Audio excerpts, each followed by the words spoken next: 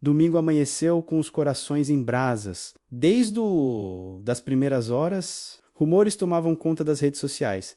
Caminhoneiros de vários estados estariam rumando para Brasília. Carreatas se organizavam às pressas. E dizia-se que uma multidão ocuparia os arredores da residência de Jair Bolsonaro para exigir anistia e manifestar sua lealdade. O povo se moveu e, quando a massa chegou, era imponente.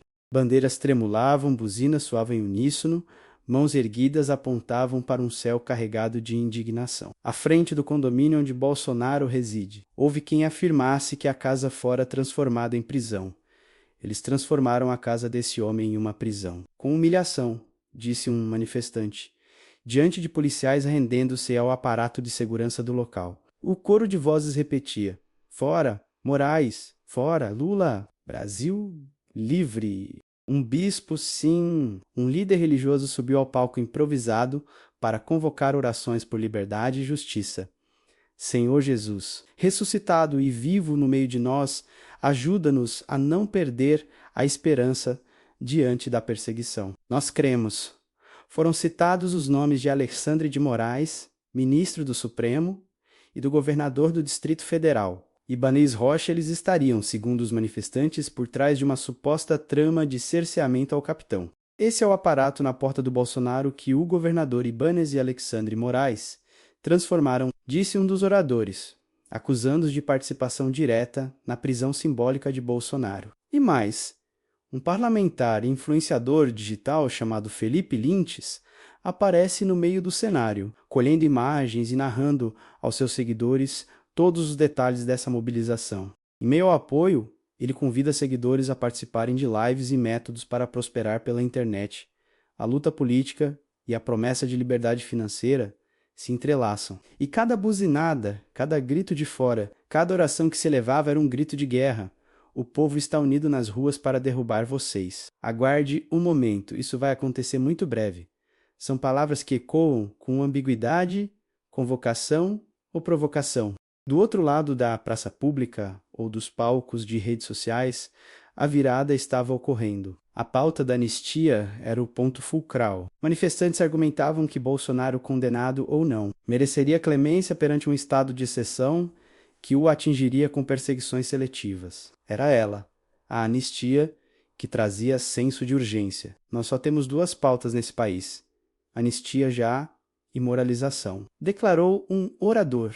E supostamente parlamentares estariam tentando desviar essa pauta para discussões jurídicas. Fóruns privilegiados, travas institucionais.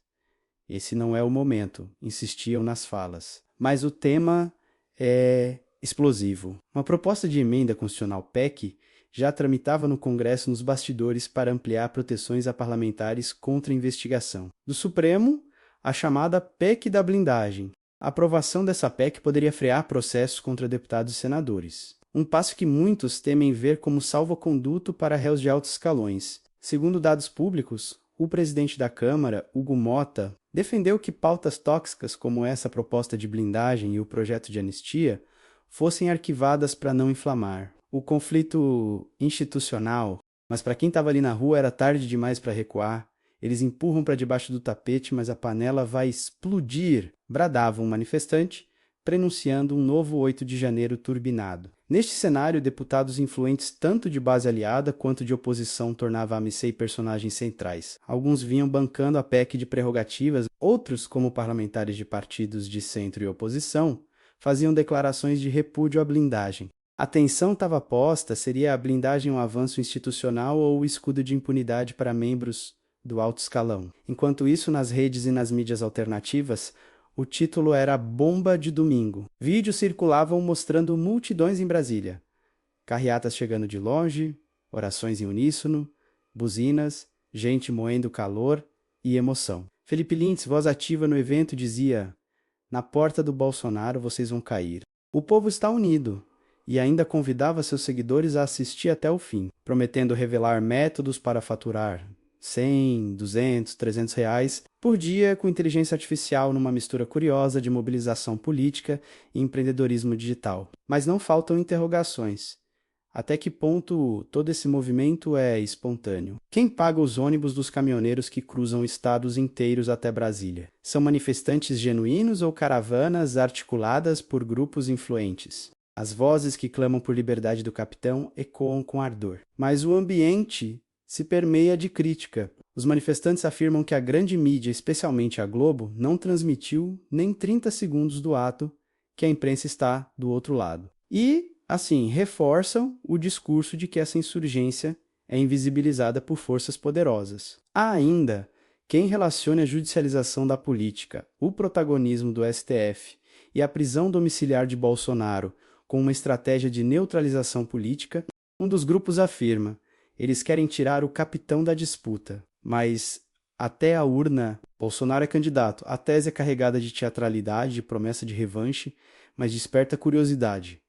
Até onde vai essa radicalização? O desfecho desse domingo ficará guardado nas páginas da história como um momento de tensão e polarização. O ato expôs fissuras profundas entre quem entende punibilidade como regra universal e quem demanda exceções por lealdade partidária. Entre os que veem nas prisões ou condenações uma afronta à liberdade e os que as enxergam como instrumentos da justiça. O evento não será esquecido tão cedo, não apenas por sua dimensão física, mas pelo simbolismo que carrega. Sim, há acusações fortes ali de cerceamento político, de experiência autoritária, de anistia como salvo-conduto, há promessas explícitas que em breve o poder será reconquistado, que vocês vão cair, que o povo vai derrubar vocês. O movimento lançou dúvida no ar.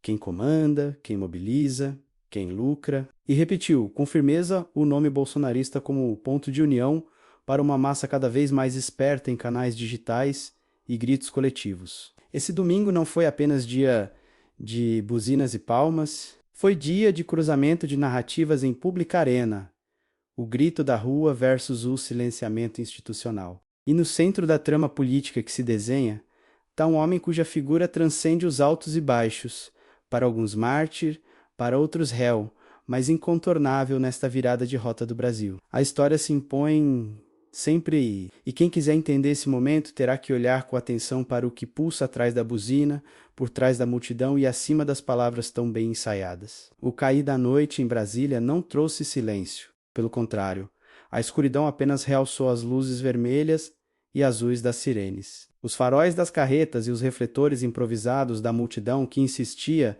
em não se dispersar, ali na frente da residência de Jair Bolsonaro, erguer um cenário que mesclava religiosidade, política e revolta popular. O tom de urgência dominava cada palavra pronunciada no microfone, cada buzina estendida e cada oração sussurrada em coro. Para os presentes, não era apenas uma manifestação. Era um grito de sobrevivência, um ato de resistência contra um sistema que, segundo eles, estaria determinado a silenciar uma das figuras mais populares da política brasileira contemporânea. Os discursos inflamados se multiplicaram ao longo da noite. Um dos manifestantes, com a bandeira enrolada no corpo, declarou: "Não é apenas sobre Bolsonaro, é sobre nós. É sobre o povo brasileiro que cansou de ser calado, que cansou de pagar a conta de quem está no poder e nunca pisa nas ruas." A frase ecoou entre os presentes, arrancando aplausos e lágrimas. Outros aproveitavam para lembrar que a pauta da anistia não era apenas sobre um líder político, mas sobre milhares de pessoas que, desde o fatídico 8 de janeiro, enfrentam processos, multas e prisões. A multidão gritava em uníssono: "Anistia já! Anistia já!" No meio do burburinho, um bispo subiu novamente ao palco improvisado. Com a Bíblia erguida, clamou por paz, mas também por coragem. Senhor Jesus, dá-nos força para resistir contra tudo aquilo que fere a dignidade humana. Não nos deixe cair em tentação diante da opressão. E que o Brasil desperte antes que seja tarde demais. O público levantou as mãos, repetindo em coro cada palavra. As orações se transformaram em cantos de guerra. A fronteira entre fé e política foi rompida de forma explícita. E ninguém parecia disposto a recuar. Nesse momento, caminhoneiros que chegavam em carreata foram saudados como heróis. Motores roncavam alto, buzinas soavam em sequência, e as pessoas corriam para cumprimentar os motoristas, considerados a linha de frente da mobilização. "Se for preciso, paramos o Brasil inteiro de novo", gritou um deles do alto da boleia, arrancando gritos de aprovação. O gesto foi repetido por outros, mostrando que a ameaça de uma paralisação nacional ainda paira como sombra no horizonte político. Para muitos ali, a força dos caminhoneiros era o trunfo capaz de pressionar as autoridades e romper o cerco em torno do ex-presidente. Mas a tensão aumentou quando policiais reforçaram o bloqueio em ruas próximas. Viaturas fechavam acessos e helicópteros começaram a sobrevoar a região. Houve quem denunciasse tentativa de intimidação. Querem calar o povo com polícia, mas não vão conseguir. Bradou uma liderança do ato, o coro respondeu de imediato. O povo unido jamais será vencido. A cena deixou claro que, quanto maior a pressão, mais inflamados se tornavam os ânimos. O risco de confronto era real, mas até aquele momento, a multidão se mantinha firme, transformando cada obstáculo em combustível para mais palavras de ordem. No calor da mobilização, parlamentares de oposição foram citados nominalmente. Discursos atacavam diretamente o ministro Alexandre de Moraes, apontado como símbolo do autoritarismo, e o governador Ibanez Rocha, acusado de compactuar com a vigilância sobre Bolsonaro. Eles pensam que podem usar a toga e o poder para calar a voz do povo. Mas esqueceram que aqui tem milhões de brasileiros que não se dobram, afirmou um dos oradores. Essas falas reforçaram a narrativa de que o embate não era apenas jurídico, mas uma disputa de poder entre instituições e a rua, entre gritos, orações e ameaças de paralisação. Crescia também a expectativa sobre os próximos passos.